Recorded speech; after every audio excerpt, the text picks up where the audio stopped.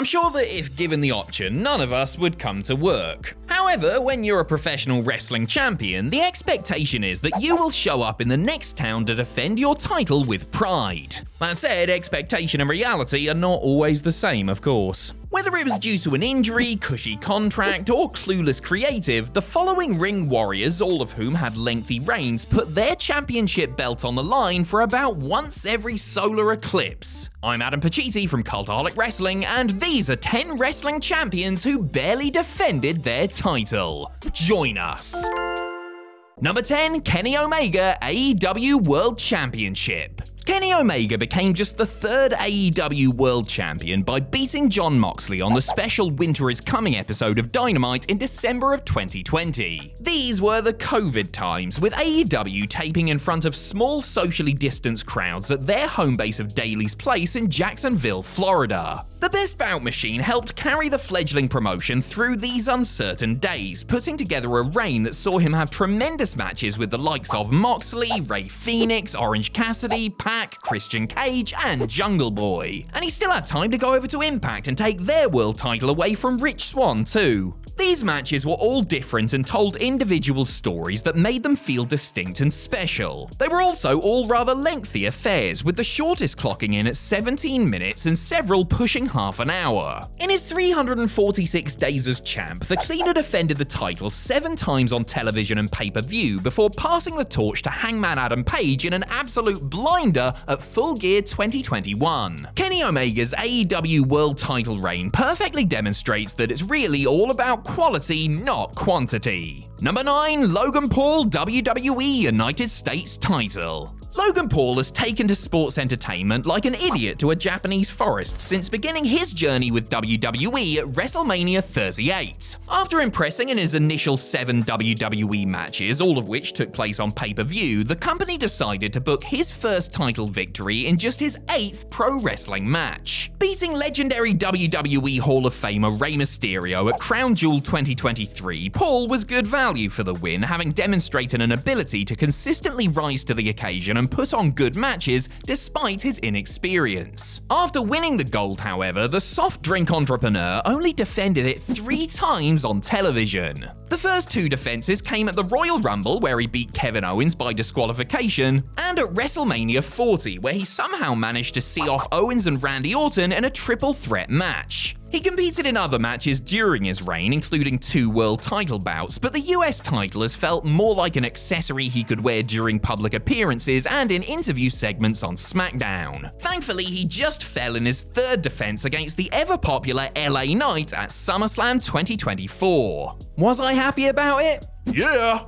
Number 8, Goldberg, WWE Light Heavyweight title. WWE introduced its light heavyweight division in 1997 as an attempt to counteract WCW's revolutionary cruiserweight crew. With the world's best luchadors and other standout workers like Dean Malenko and Chris Jericho tearing it up on Nitro, the pickings were slim for WWE, and they ended up giving up on the concept fairly quickly. It became apparent that WWE weren't taking it seriously when they had Goldberg parody Goldberg, who won it as Dwayne Gill, beat Christian for the light heavyweight title on the November 23rd, 1998 episode of Monday Night Raw. The longtime enhancement talent, to his credit, defended the title 3 times within the first month, beating Christian, Taka Michinoku, and Matt Hardy on episodes of Heat. And then, nothing. Goldberg did defend the title away from WWE on various independent shows, but the Job Squad member continued to do, well, jobs on WWE television. Eventually, the company decided that they actually had to do something with the belt and hastily booked Goldberg to drop it to S.A. Rios on the February 13th, 2000 edition of Heat. 445 days as champ and just 3 televised defenses for the longest reigning light heavyweight champion of all time. Ouch.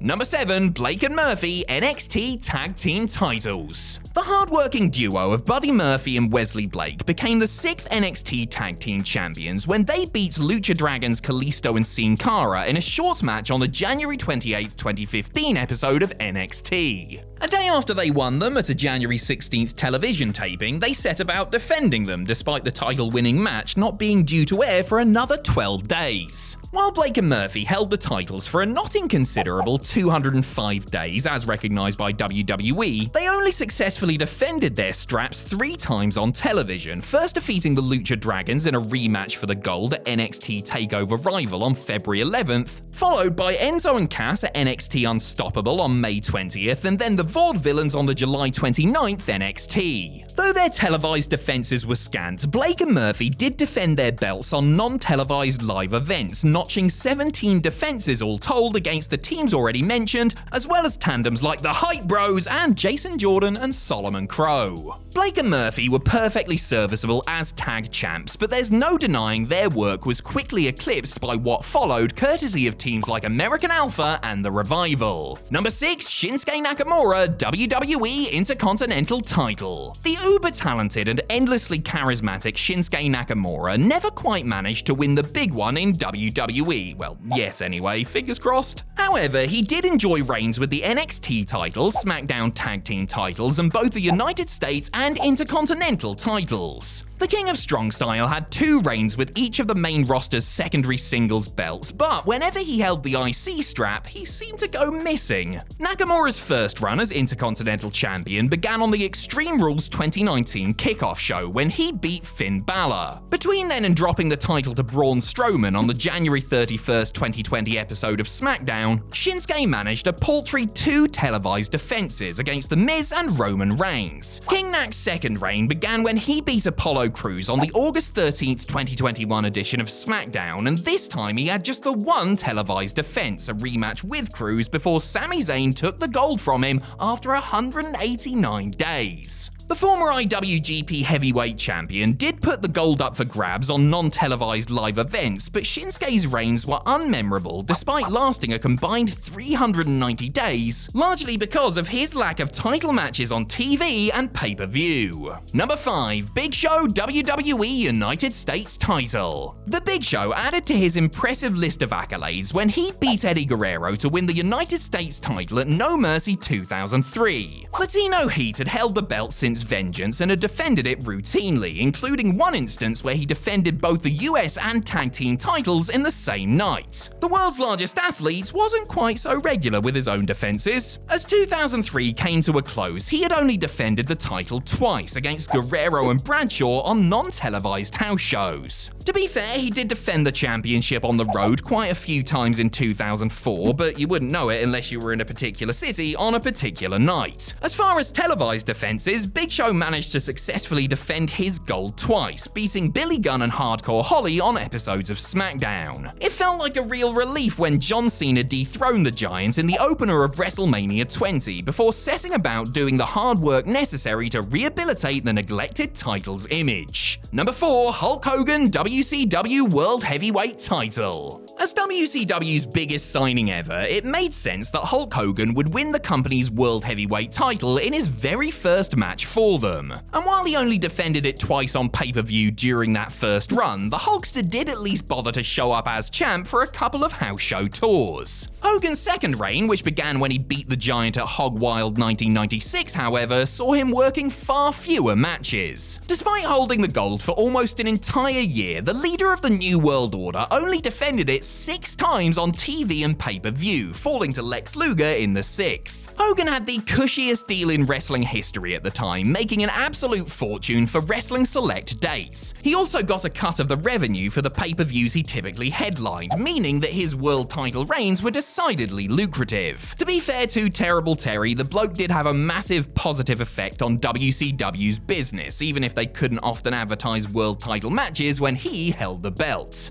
Number 3, Vater NXT UK Title. There were only 4 different title holders in the almost 6-year history of the NXT United Kingdom Championship. Of the 4, Vater is the man who held the title the longest, with his gargantuan reign clocking in at 870 days. Derin General beat Pete Dunne to win it at 2019's NXT TakeOver New York and dropped it to Ilya Dragunov at NXT TakeOver 36 in August of 2021. So, what exactly did the angry Austrian do with the belt in the 2+ years he held it? The man now going by Gunter defended the title just 9 times on episodes of NXT and NXT UK TV and TakeOver events. However, this does come with some caveats. A big chunk of Walter's reign took place during the global pandemic, and to be fair, his matches carried with them the big fight feel, and they were also usually pretty bloody good, especially his 5-star war with Dragunov on the October 29th, 2020 edition of NXT UK. Without the restrictions of lockdowns and such, Gunther was free to defend his Intercontinental title a lot more often, restoring that belt's prestige significantly during his outstanding 666-day reign.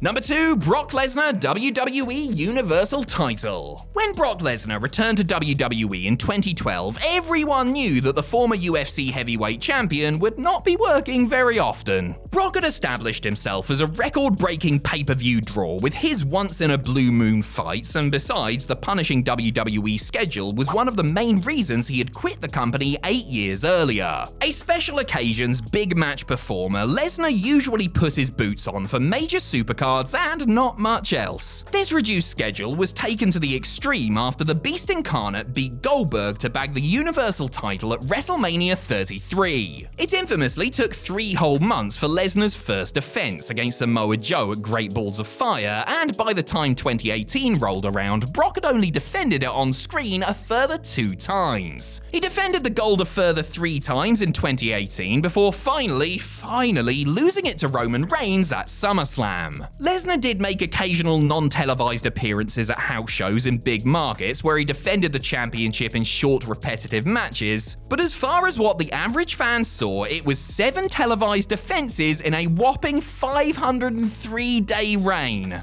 That is the second longest Universal title reign in WWE history, next to number 1, Roman Reigns' WWE Universal title. 1,316 days. That is how long Roman Reigns held the WWE Universal title, which he unified with the WWE title at WrestleMania 38 to become the undisputed WWE Universal Champion. The Tribal Chief beat Braun Strowman and The Fiend in a no-holds-barred triple threat at Payback 2020 to win the Universal title for the second time. This reign would be much different from his first, which ended when he prematurely vacated the belt, because Roman was now very much a part-time performer after signing a new contract. The big dog for the big occasion, Reigns defended 33 times on television during the close to 4 years he was in possession of the belt, with 25 of those taking place on premium live events. Including house shows, of which Roman worked relatively few, it was 57 defenses in total. In general, Reigns had his working boots on when he actually had to come to work, with his matches often exceeding 30 minutes. Some will call it one of the greatest WWE title runs in history, if not the greatest, but those same people simply have to acknowledge the lengthy gaps between his increasingly rare defenses. Go ahead, acknowledge it.